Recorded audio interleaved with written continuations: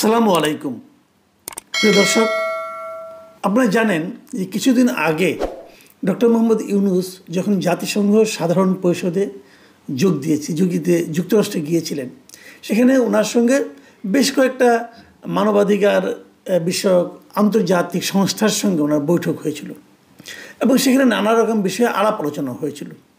সেই আলাপ আলোচনার প্রেক্ষিতে রিসেন্টলি আজকেই আমরা জানতে পারলাম যে 6টা সংস্থা ডক্টর ইউনূসকে একটা চিঠি লিখেছেন। সেই সংস্থাগুলি হলো Civicus, committee to protect journalist, fortify rights, human rights watch, Robert F Kennedy human rights, tech global institute. এই 6টা সংগঠন মিলে একসঙ্গে একটা যৌথ চিঠি লিখেছেন ডক্টর মোহাম্মদ ইউনূসকে এবং সেখানে তারা বলেছেন যে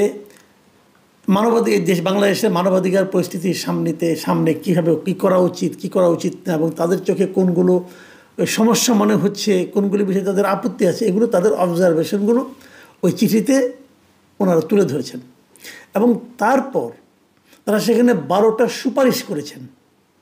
এই সংস্থাগুলো এই চিঠিটা, এই সুপারিশগুলো এগুলো প্রকাশিত হয়েছে হিউম্যান রাইটস ওয়াচের যে ওয়েবসাইট আছে সেখানে। তো এই চিঠির অন্য বিষয়, অনেক বিষয় নিয়ে আলোচনা করা হয়েছে। দেশের মানবাধিকার পরিস্থিতি নিয়ে আলোচনা করা হয়েছে, গণমাধ্যমের যে স্বাধীনতা সেটা নিয়ে আলোচনা করা হয়েছে, রাজনৈতিক কর্মীদেরকে বিভিন্নভাবে যে হেনস্থা করা হচ্ছে নানা রকম মিথ্যা মামলা দিয়ে, সেগুলি নিয়ে বলা হয়েছে। অনেক কিছু আছে। আবার কিছু কিছু ক্ষেত্রে ডক্টর ইউনূসের কিছু প্রশংসাও করা হয়েছে।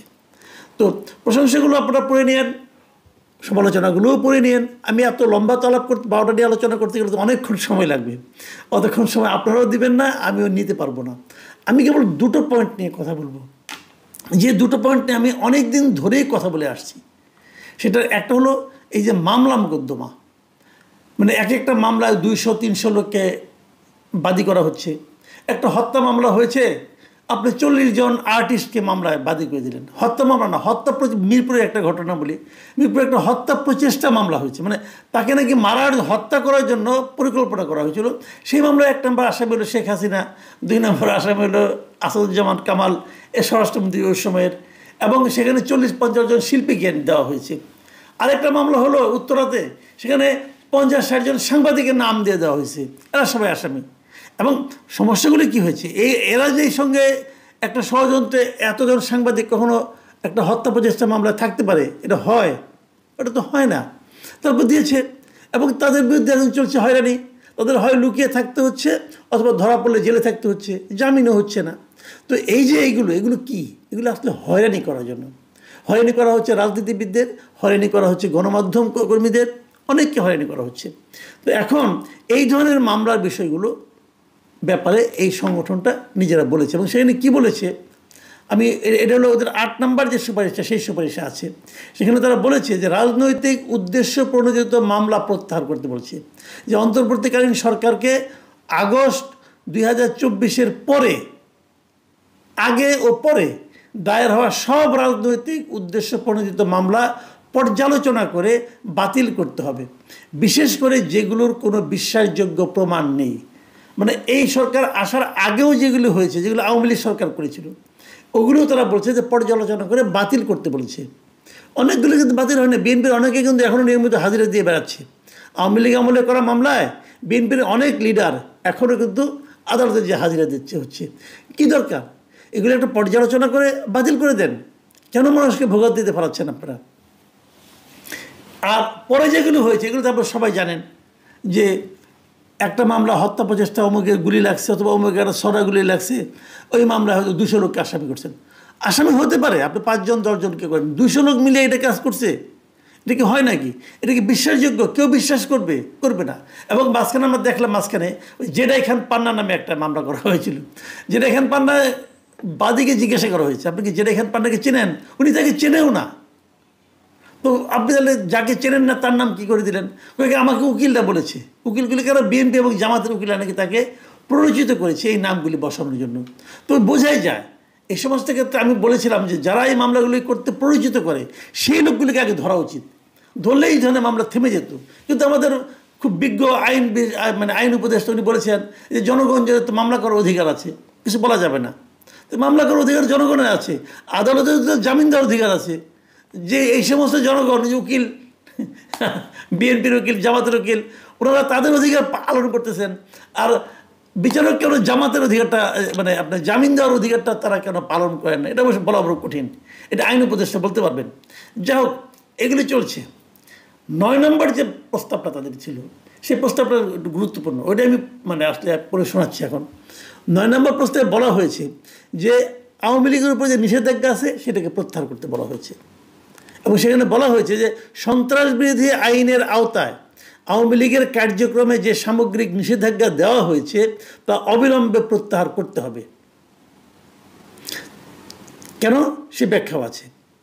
ব্যাখ্যাটা তারা বলেছে যে এটি গণতান্ত্রিক স্বাধীনতা ও বহুদলীয় রাজনীতির পথে বাধা সৃষ্টি করছে।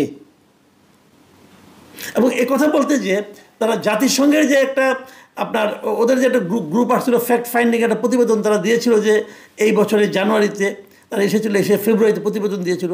সেই প্রতিবেদনের কথা তারা উল্লেখ করেছে। তারা বলেছে যে জাতিসংঘের ফেব্রুয়ারি 2025 সালের ফ্যাক্ট ফাইন্ডিং প্রতিবেদনে বলা হয়েছে গণতান্ত্রিক পুনঃপ্রতিষ্ঠার স্বার্থে রাজনৈতিক দল নিষিদ্ধ করা থেকে বিরত থাকতে হবে।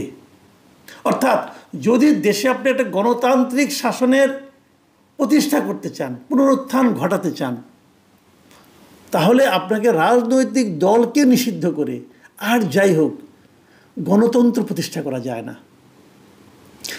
অনেকে মন খারাপ করতে পারেন যে না করতে হবে, ফ্যাসিবাদ অমুক তমুক, আপনি যা ইচ্ছা তাই বলেন, কোনো সমস্যা নেই, এটা আপনার অধিকার, আপনার গণতান্ত্রিক অধিকার। কিন্তু তার সমালোচনা করারও আমাদের গণতান্ত্রিক অধিকার। এই যে কাজটা করেছেন, কেন করেছেন? বলেছেন কি আওয়ামী লীগের বিচার হবে, করেন বিচার, বিচারে কোনো আপত্তি নাই, বিচার করেন। বিচারটা শুরু করেছেন, মামলা হয়েছে কোনো আওয়ামী লীগের বিরুদ্ধে? এখনো হয় নাই। কেন হয় নাই? আপনি মামলা করেন, মামলা করে যদি বিচার বিভাগীয় সিদ্ধান্ত হয় যে আওয়ামী লীগকে নিষিদ্ধ করতে হবে, করেন, আমার তো কোনো আপত্তি নাই।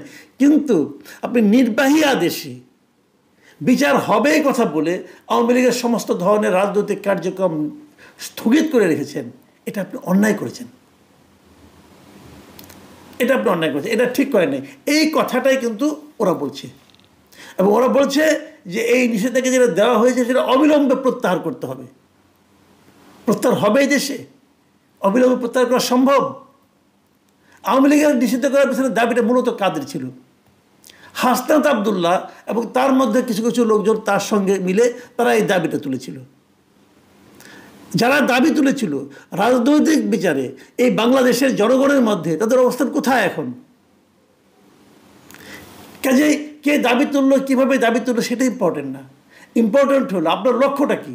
আপনার লক্ষ্য হলো দেশকে গণতান্ত্রিক ধারায় ফিরিয়ে আনা, এবং সেটা করার ক্ষেত্রে আপনি পলিটিক্যাল পার্টিকে নিষিদ্ধ করে গণতন্ত্র প্রতিষ্ঠা করা যায় না। এই কথাটা শুরুর থেকে আমি বলছি। বলাতে অনেকে আমাকে বলে আমি নাকি আওয়ামী লীগের দোষর হতে পারি। ভাই, আপনারা যখন বলছেন কেয়ার করা, আপনাদের মুখটা বন্ধ করতে পারবো না, কিন্তু প্রশ্নটা হলো আপনি আমাকে থামাই দেন, কোনো সমস্যা নাই, আওয়ামী লীগকে নিষিদ্ধ করে দেন, সেটা কোনো সমস্যা নাই, কিন্তু সারা বিশ্বকে আপনার এই কাজটাকে ডেমোক্রেটিক প্রসেস বলবে কিনা, আপনার এই কাজটাকে তারা কি গণতন্ত্র হিসেবে মানবে কিনা? আপনি একা একা বাস করতে পারবেন? আপনাকে দুনিয়া নিয়ে চলতে হবে না? যা হোক, আমি আশা করব তারপরও সবার শুভবুদ্ধির উদয় হোক, দেশ গণতন্ত্রের ধারায় ফিরে আসুক। প্রিয় দর্শক, এখন এ পর্যন্তই।